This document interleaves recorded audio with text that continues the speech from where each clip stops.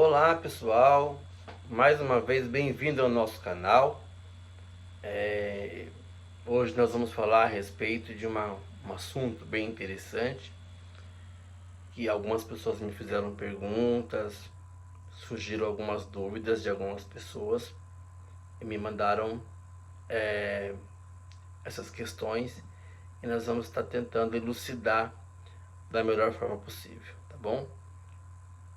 Gostaria que você já se inscrevesse no canal, já desse o seu like, para que nós possamos crescer cada vez mais. Lembrando a todos que tudo que eu disser aqui nesses vídeos do canal, eu falo a respeito de Umbanda, da nossa Umbanda. Se na sua casa fala diferente, se o seu pai de santo diz diferente, ele está certo, tá bom? Então, vamos lá. A primeira pergunta que me fizeram foi a seguinte: como que é escolhido a entidade que vai trabalhar com a gente? Como são escolhidos os nossos guias de um modo geral? Bom, nós primeiro, para responder essa pergunta, nós temos que lembrar de alguns princípios da Umbanda, de alguns princípios que nós umbandistas acreditamos. Deus, imortalidade da alma, comunicabilidade com os espíritos, os mundos habitados, reencarnação e evolução do espírito. O que nós vamos utilizar para responder essa pergunta é o princípio da reencarnação. Nós somos reencarnacionistas. Como reencarnacionistas, nós acreditamos que nosso espírito, ao deixar o nosso corpo aqui na Terra, ele vai em direção à morada eterna, à pátria espiritual, onde ele vai aprender cada vez mais, onde ele vai passar por um processo de recuperação, de aprendizado, de consciência do que ele veio fazer na Terra, e um dia ele vai voltar a este plano, a este planeta, reencarnando para poder dar continuidade nas suas missões, naquelas tarefas que muitas vezes nós não conseguimos cumprir. Então nós somos chamados a uma reunião, e nesta reunião, vamos dizer assim, é dado então a missão que eu tenho que descer à Terra para poder cumprir. E neste momento, a espiritualidade maior, a espiritualidade suprema, chama então alguns espíritos que têm laços comigo, laços de afinidade, laços anteriores à última encarnação, e oferece então para que eles possam vir me auxiliar, me ajudar nesse processo reencarnatório, para que eu possa dar conta do contrato que eu assinei com eles no plano espiritual. Então, ao nascer, ao reencarnar, algumas entidades são designadas para vir fazer parte da minha vida, para me auxiliar, para me dar intuição, para fazer com que eu consiga chegar, consiga dar conta daquela missão que eu assumi no plano espiritual. Então esses espíritos, eles estão conosco desde o dia do nosso nascimento. Eles estão na nossa vida, nos ajudando, nos dando auxílios, desde o dia que nós nascemos. E quando nós vamos a uma doutrina que o nosso coração abraça, aquele espírito vai, naquele movimento, naquela doutrina, se apresentar da forma que for aceito naquela doutrina. Exemplo, dentro dos terreiros de Umbanda, este espírito vai se manifestar na linha dos pretos velhos, dos caboclos, dos exus, das pombagiras e assim por diante. ele é o meu espírito mentor, meu espírito guia. Ele vai se manifestar dentro da Umbanda em uma das linhas de trabalho. Se eu fosse para uma igreja evangélica, é lógico que ele iria se apresentar como um ser, um anjo de luz, ele iria se apresentar como um anjo, ou até mesmo como o próprio Espírito Santo, né, que os nossos irmãos evangélicos acreditam, que fala com eles, que eles dão revelações, que eles mostram os mistérios do mundo espiritual. Nada mais é do que o seu mentor, o seu espírito guia, se manifestando naquela doutrina da forma que eles acreditam. Imagine os senhores se uma pessoa evangélica, na hora da sua prece, da sua oração, ela enxergasse um negro encurvado, falando daquela forma peculiar dos pretos velhos. Ela não iria entender ou iria achar que era um espírito negativo. Então, eles, através da sabedoria, eles acabam plasmando uma imagem que aquela pessoa vai conseguir compreender.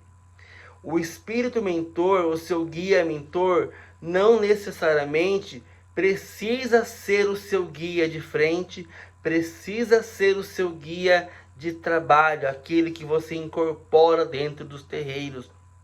Nós vemos que na Umbanda, a mediunidade mais trabalhada é a mediunidade de incorporação. Mas existem outras várias mediunidades que esse espírito mentor pode estar atuando na sua vida. Então, quando nós nascemos, ele vem para nos ajudar, ele vem para nos dar orientações, nos intuir. Não se enganem, ele não fará aquilo que você pode fazer. Ele não fará nada que atrapalhe nas suas escolhas. As suas escolhas continuam sendo suas escolhas. As suas escolhas continuam sendo suas. E ninguém é responsável por elas. O que eles podem fazer é te orientar, é te falar: meu filho, não vai nesse caminho. Olha, tem esse outro lado para você ver a coisa. Olha, né, enxergando panoramicamente. Mas eles não vão tomar conta da sua vida e fazer com que você vire um brinquedo, um fantoche nas mãos deles. Então, o nosso guia espiritual é escolhido pela espiritualidade maior. Algumas pessoas podem escolher o guia que quer trabalhar, que quer trazer para a Terra. Claro, gente, que essas pessoas são aqueles missionários, né, que vieram à Terra para ajudar no progresso da humanidade. Nós temos alguns exemplos, né? Por exemplo, Chico Xavier, Madre Teresa, Irmã Dulce, são espíritos que vieram à Terra para ajudar no progresso da humanidade. E esses espíritos que vêm com missão, com obrigação de ajudar as pessoas a crescerem, a ajudar o planeta Terra a desenvolver, são espíritos muito mais evoluídos do que nós, e claro, por isso tiveram então o privilégio, vamos dizer assim, de escolher os seus mentores, os seus guias, para que pudesse então acompanhá-los nessa missão reencarnatória.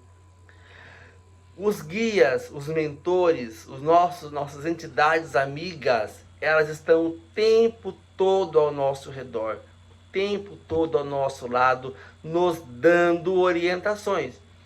Mas como eu já disse, eles não invadem a privacidade de ninguém. Eles não vão invadir a sua vida pessoal. Dela você faz o que você achar melhor fazer. Outra pergunta que me fizeram: todas as pessoas possuem guias espirituais?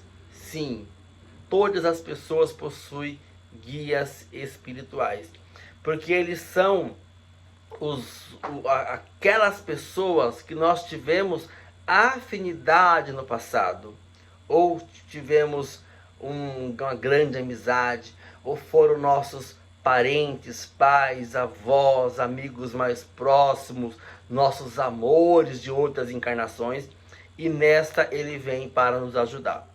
Quem que vai perceber o seu mentor? Quem que vai perceber o seu guia? Aquela pessoa que possui as faculdades mediúnicas. Se a pessoa não possuir faculdade mediúnica, ela não vai ouvir, sentir o seu mentor. O que ela pode ter são intuições que o próprio guia, o próprio mentor, vai estar dando a ela para que ela possa tomar as suas decisões.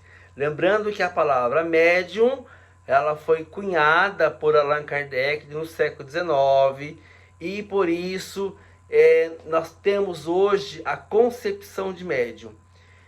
Segundo Kardec, médium é todo aquele que sente em um grau qualquer a presença ou a influência dos espíritos.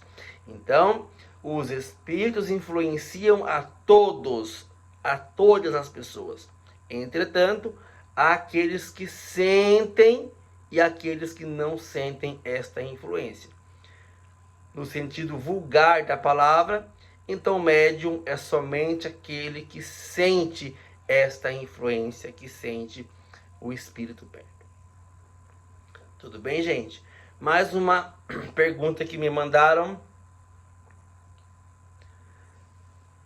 Se eu sair de um terreiro, os meus guias podem ser amarrados? Bom, aí, gente, eu vou dizer para você que não. Não. Este argumento, hoje, graças a Deus, não é tão utilizado mais, mas no passado foi utilizado por muitas pessoas mau caráter, que para segurar a pessoa na sua casa, dizia que se a pessoa saísse daquele terreiro, ela iria amarrar os seus guias, iriam amarrar os seus mentores naquela casa. E a pessoa, de medo de perder essa proteção, acabava ficando numa casa que ela não queria ficar, ficava infeliz, mas isso era um mecanismo de medo usado para prender as pessoas a uma doutrina ou a uma casa. Ok? Então os guias não podem ser amarrados, eles não serão amarrados porque eles não pertencem àquela casa. Ele não faz parte daquela egrégora daquela casa. Como nós sabemos, quando é aberto um local de religião, um local de oração, espíritos da alta esfera são designados para fazerem parte daquela egrégora daquele local. Espíritos vêm lá das altas esferas para ajudar e auxiliar aquele núcleo, aquela casa, a continuar trabalhando para o bem e para a caridade. Então, quando você sai daquela casa, os seus guias, os seus mentores te acompanham onde você for. Guias podem ser herdados?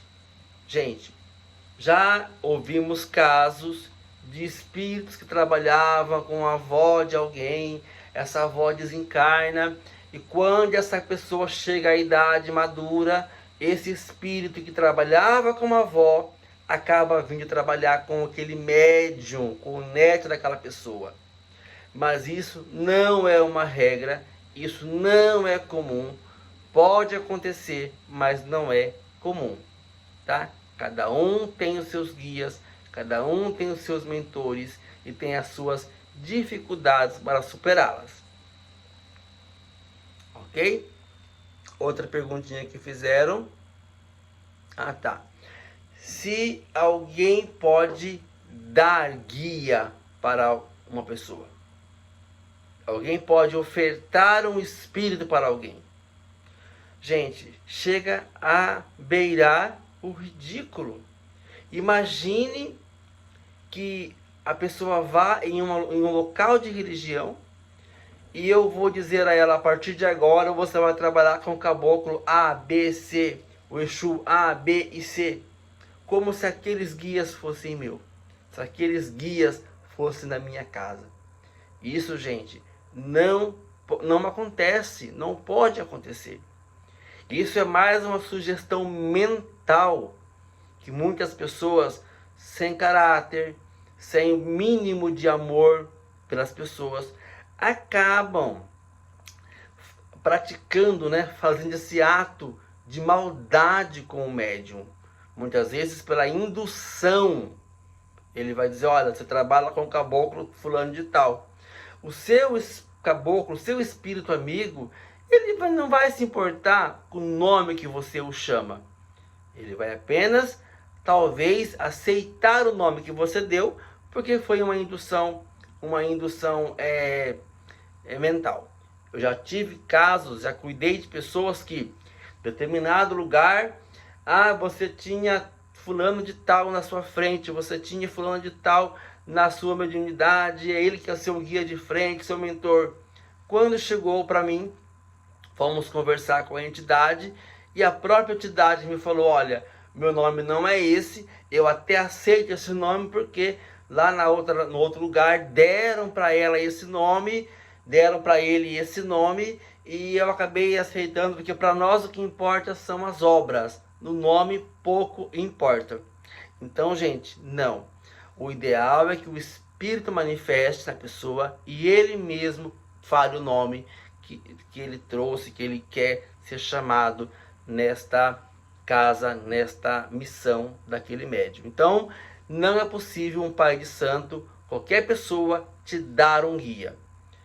Lembrando mais uma vez, gente, se na tua casa falam isso, se no teu trabalho espiritual eles dizem isso, eles estão certos e eu estou errado, ok? Outra pergunta, vamos lá. Tá. Eles se afastam de nós em algum momento? Eles são nossos guias, eles se afastam de nós por algum momento? Pessoal, não, já disse para vocês, eles não se afastam de nós. Eles não se afastam da sua missão. Nós damos muito trabalho para os nossos mentores. Vocês pensam que não? Vocês pensam que eles ficam de braço cruzado olhando a gente? Não, nós damos muito trabalho para eles. Nós somos ainda nesse invólucro carnal, nesse pesado fardo da matéria, nós damos muito trabalho aos nossos mentores. Vocês nem queiram saber o tanto de trabalho que nós damos para eles. Mas essa missão que ele pegou de bom grado, ele não vai abandonar. O que pode acontecer? Eu me afastar do bem, me afastar da caridade, me afastar da luz, e por eu estar tão afastado dessa luz, eu fico inacessível a ele. Eu não consigo acessar a vibração desse guia, mas eles estarão aqui. Mas o meu estado mental, o meu estado psicológico está tão ruim, tão para baixo, que eu mesmo não consigo acessá-lo. Mas não é que o guia se afastou de nós. Nós nos afastamos do bem, da luz e da caridade. Então, para nós, acaba sendo inacessível essa vibração e acabamos sofrendo as consequências de não termos vigilância na nossa vida. Jesus nos orientou a orar e vigiar. Orar é importante, mas tão importante quanto orar é vigiar nossas ações. Vigiar nossas ações e não a dos nossos irmãos. Vigiar aquilo que nós fazemos. Vigiar as palavras que saem da nossa boca. Vigiar aquilo que nós consumimos. Porque muitas vezes passamos por processos dolorosos porque nós mesmos buscamos o problema com as nossas próprias mãos. E aí queremos culpar o guia, queremos culpar a religião, queremos culpar o pai de santo, o seu pai de santo é fraco, o seu terreiro é fraco e assim por diante. Então, nós precisamos tomar muito cuidado quando a gente fala de vibração. Não deixar que as vibrações negativas, que aqueles pensamentos menos nobres nos tomem e nos afastem da nossa missão, do nosso propósito. E se eu sair da sua casa, e for para uma outra casa, os guias podem mudar? Isso é interessante. Vamos supor que você frequenta a minha casa, e numa suposição, nós não temos o hábito de trabalhar, por exemplo, com marinheiros, tá? É uma suposição. Por algum motivo, você não quer mais frequentar a minha casa e você vai para uma outra casa de religião, e lá eles têm essa linha de marinheiro bem forte, né? Trabalham bem mais essa linha. Um espírito que estiver lá, naquele local, que tiver afinidade com você, ele pode passar então a fazer parte dos seus guias protetores. Ele não nasceu com você, ele não veio na missão junto com você, mas em dado momento, se ele sentiu afinidade com você, se ele sentiu que o seu coração é nobre, que a sua mente é firme, ele pode começar a trabalhar com você, porque naquela casa, aquela egrégora, ela é bem aceita e ela é bem válida. Gente, foi um exemplo, não que na minha casa não trabalham marinheiros, ok? É um exemplo que eu dei para vocês. E o que pode acontecer também é que você hoje está num terreiro de umbanda, que pratica o bem, a caridade, o amor ao próximo e assim por diante. Seus mentores, seus guias trabalham, seus guias estão ali, né, em pleno vapor, vamos dizer assim. Mas, por algum motivo ou outro, você sai daquela casa e vai para um lugar onde as energias não são tão boas assim. As energias são mais densas, há algum tipo de trabalho de magia trevosa, e aquilo acaba impedindo que as energias se acoplem.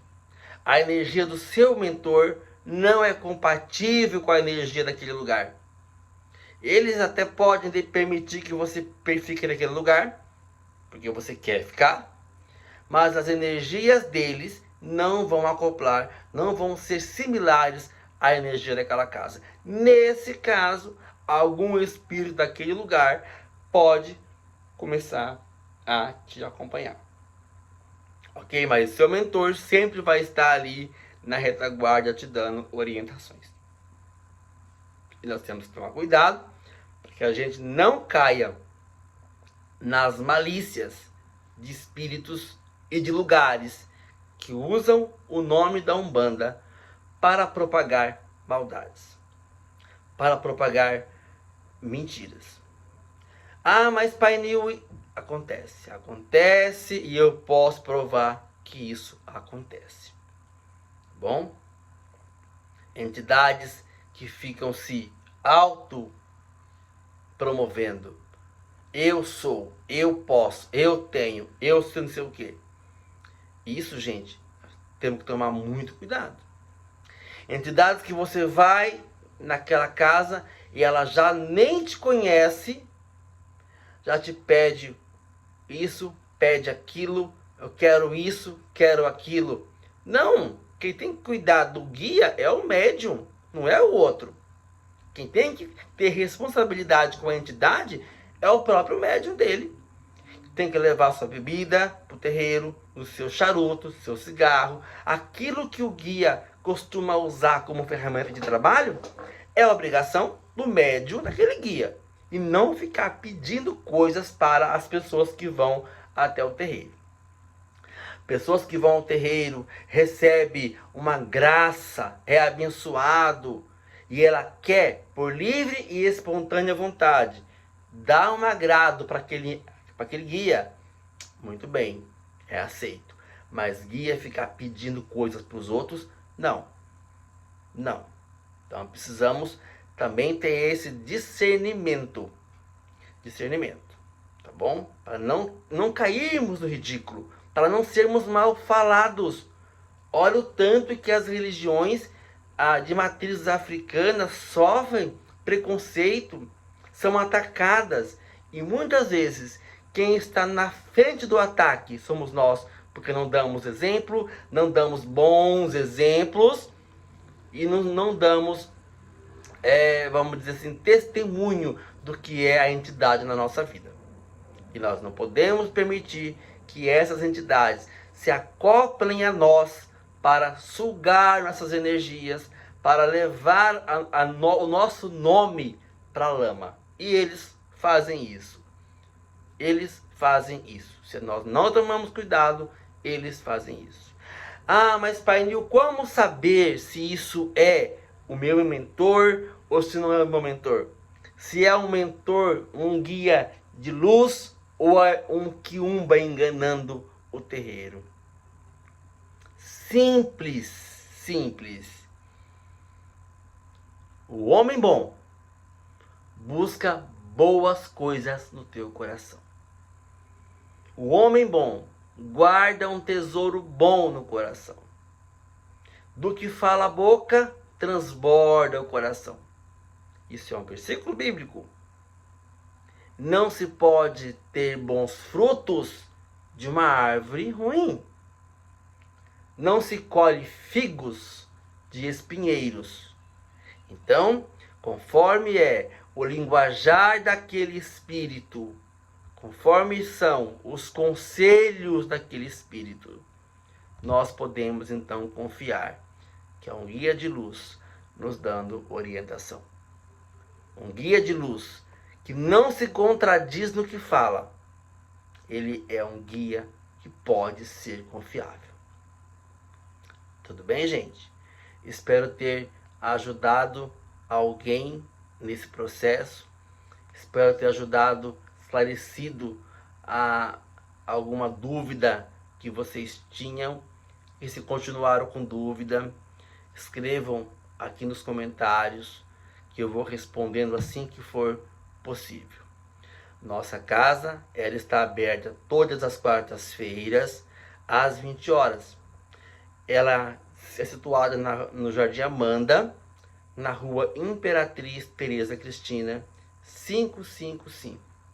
Peço a você que ficou até agora no vídeo, que se inscreva no canal, dê o seu like, compartilhe com os seus amigos, com aquelas pessoas que você imagina que possa estar com a mesma dúvida.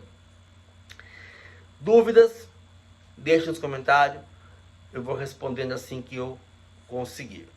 Tá bom, gente? Muito obrigado por estarem conosco até esse momento. Peço a Deus, aos orixás, a nosso Pai Oxalá, que vos abençoe e vos guarde debaixo do seu paternal cuidado, que assim seja, assim será.